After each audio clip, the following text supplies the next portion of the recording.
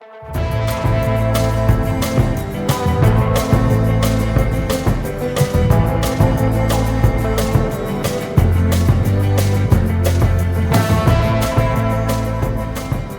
principe est très simple, faire le tour de la planète qui est bleue jusqu'à preuve du contraire, juste poussé par la force du vent. Voilà. Le principe est super simple et c'est un défi énorme parce qu'il y a 25 ans, pour en avoir beaucoup parlé avec mes copains Titouan Lamazou par exemple, on ne savait pas si c'était possible. Voilà, petit à petit, il y en a qui y arrivent, il y en a qui n'y arrivent pas. Et ça reste quelque chose de très difficile. Et en fait, le défi, c'est tout simplement d'essayer de mettre tous les éléments nécessaires pour réussir ce truc de dingue qui est voilà, de faire le tour du monde en solitaire, sans escale et sans assistance. Voilà, une fois qu'on a envie de faire le Vendée Globe, il faut trouver les moyens de les faire. Donc il y a une partie super compliquée. Qui est de convaincre des partenaires à nous accompagner, à m'accompagner sur cette aventure un peu délicate quand même. Voilà. Et j'avoue que là, moi je suis particulièrement fier d'avoir réuni toute cette petite communauté de partenaires qui ont finalement une chose en commun, c'est le Sud. Il a fallu leur mettre en chantier le bateau et puis travailler sur tous les éléments qui composent un bateau aussi compliqué que nos IMOCA.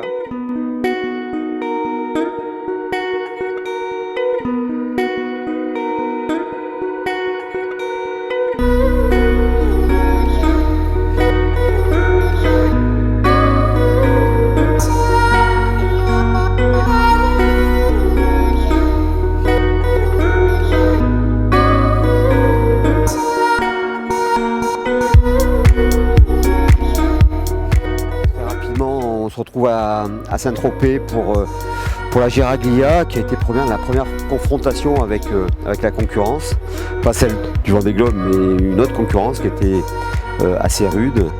Ça a été une belle semaine, voilà, une arrivée à Gênes, 4e, derrière des très très grands bateaux.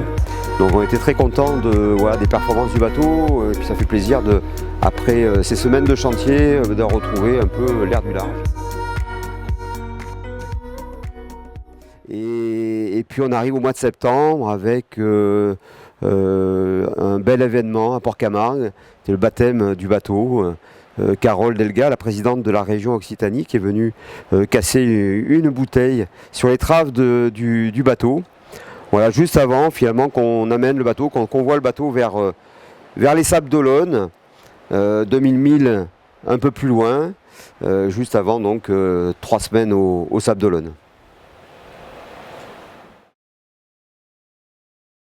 On n'a pas tellement l'habitude, nous marins, de rencontrer autant de monde.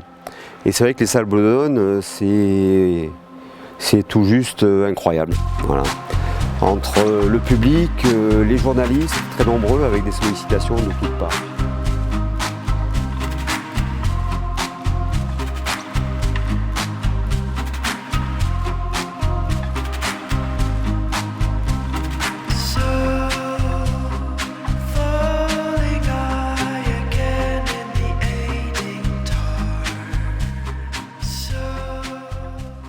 Il y a évidemment beaucoup d'émotions de toutes parts. Et puis on se retrouve sur le ponton où tout le monde m'attend, la famille, les partenaires, les amis. Voilà, c'était vraiment un moment intense où tu sens qu'il y a beaucoup d'émotions. Je vous souhaite un bon tour et je vous souhaite de ramener ce beau bateau. Ça marche, t'inquiète, je pas le tour. Est-ce que c'est déjà gagné pour moi, bon courage. Hein. Salut, éclate-toi bien aussi. Ah, ça y est, c'est commence à pleurer quand même, tu vois. Je vais aller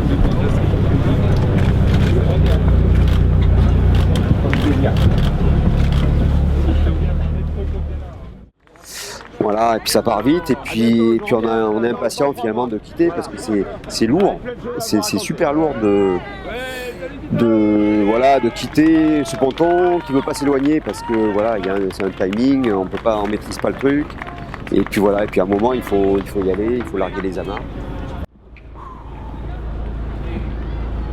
Et puis il y a un truc absolument incroyable qui nous attend, c'est ce chenal des Sables d'Olonne qui est super long.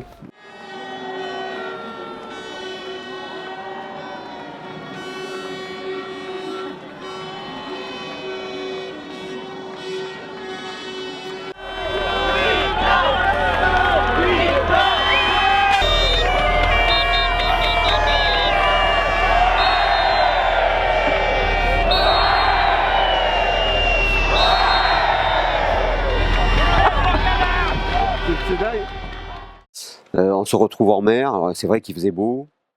Et puis à un moment, il y a les équipiers, l'équipe technique qui quitte le bateau. Alors là, c'est un moment difficile parce qu'ils en connaissent plus que moi sur le bateau.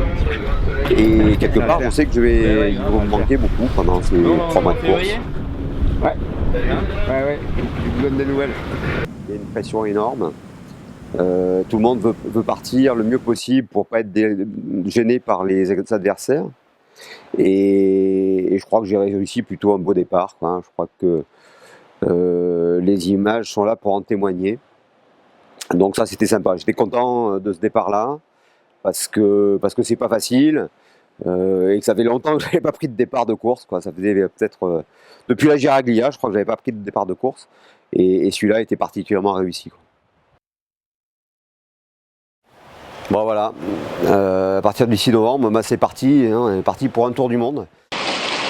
Voilà, dimanche 13 novembre, voilà, au large du Cap-Vert, la Mauritanie.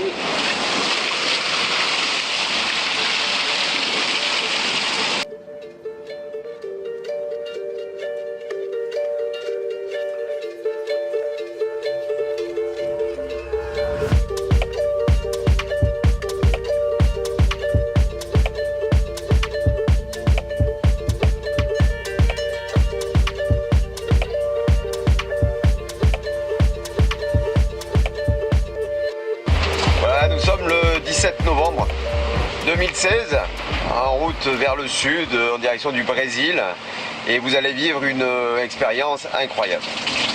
Voilà, donc vous êtes là en hémisphère nord, en Atlantique. Voilà, donc sur l'écran du haut, vous avez la position du bateau.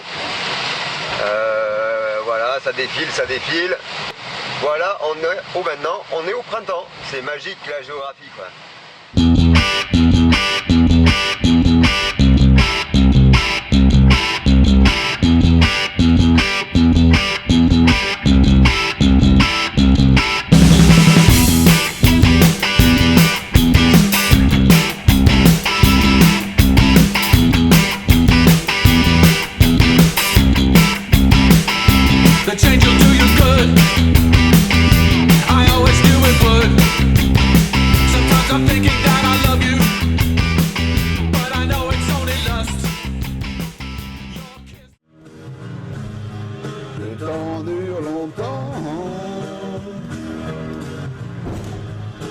la vie sûrement. Plus d'un million d'années.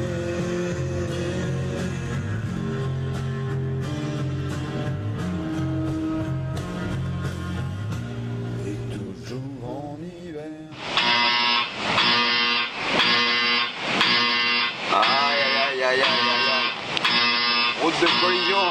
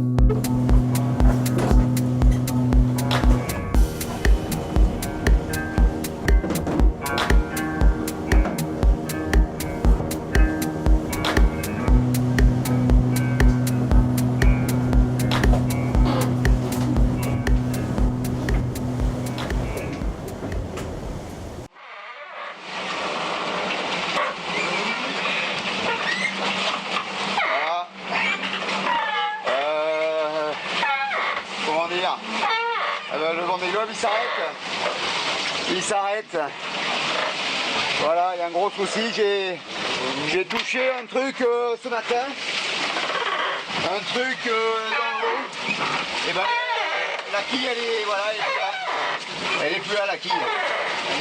Elle est encore accrochée au vérin. Mais elle est au fond là-bas. Elle est loin.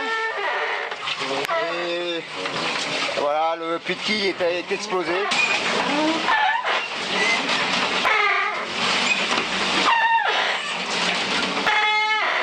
Fait chier quoi.